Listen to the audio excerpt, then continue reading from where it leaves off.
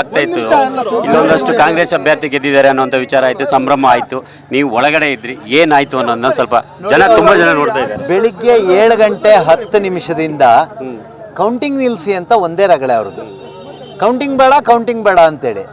Counting ಬೇಡ ಅಂತ ಹೇಳೋದಕ್ಕೆ ಅವ್ರು ಯಾವ ಆಧಾರ ಇಟ್ಕೊಂಡು ಮಾತಾಡ್ತಿದ್ದಾರೆ ಗೊತ್ತಿಲ್ಲ. 2023 ಮೇ 13 ಸಂಜೆ 5:24 ನಾವು ಅರ್ಜಿ ಕೊಟ್ಕೊಂಡು ಕಾಯ್ತಾ ಇದ್ದೀವಿ ರೀಕೌಂಟಿಂಗ್ ಆಗಬೇಕು ಅಂತ. ರೀಕೌಂಟಿಂಗನ್ನು ನಾವು ಎಷ್ಟು ಸಾರಿ ಕೇಳಿದಾಗಲೂ ಹೈಕೋರ್ಟಲ್ಲೂ ರೀಕೌಂಟಿಂಗ್ ಬೇಡ ಅಂದರು, ಸುಪ್ರೀಂ ಕೋರ್ಟಿಗೆ 2 ಸರಿ ಹೋದರು. ಹೈಕೋರ್ಟಲ್ಲಿ ಆರ್ಡ್ರ್ ಆದ ಕೂಡಲೇ ಮತ್ತೆ ನಾವು ರೀಕೌಂಟನ್ನು ವಿರೋಧಿಸ್ತೀವಿ, ನಮಗೆ ಸ್ಟೇ ಹೋಗ್ತೀವಿ ಅಂತಂದರು. ಪದೇ ಅವ್ರು ಸ್ಟೇ ಹೋಗ್ತೀನಿ ಅಂತ ಹೇಳೋದು ಮತ್ತು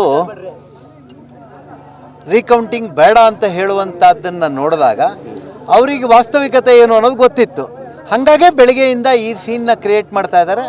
ಬೆಳಗ್ಗೆಯಿಂದ ಈ ಹೋರಾಟ ನಡೆಸಿದ್ದಾರೆ. ನಂಗೆ ಗೊತ್ತಿಲ್ಲ, ಮಧ್ಯಾಹ್ನನೇ ವಿಜಯೋತ್ಸವ ಮಾಡಿದ್ದಾರೆ ಅಂತ.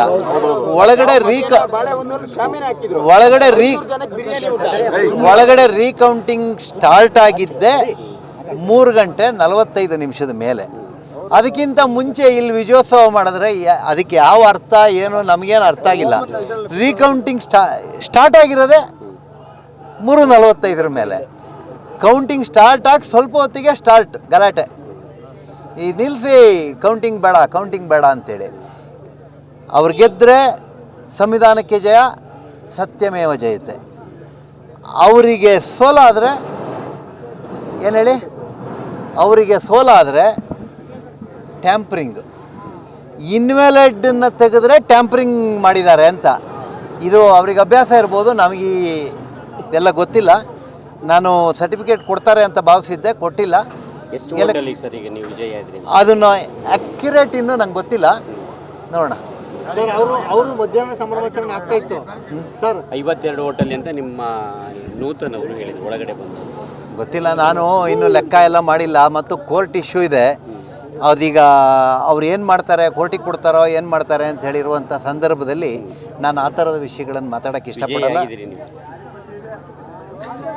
ಓಟ್ ಜಾಸ್ತಿ ಬಂದಿದೆ. ಅವ್ರ ಸಂಭ್ರಮಾಚರಣೆ ಮಧ್ಯಾಹ್ನ ಇತ್ತು, ರಾತ್ರಿ ಸಂಭ್ರಮಾಚರಣೆ.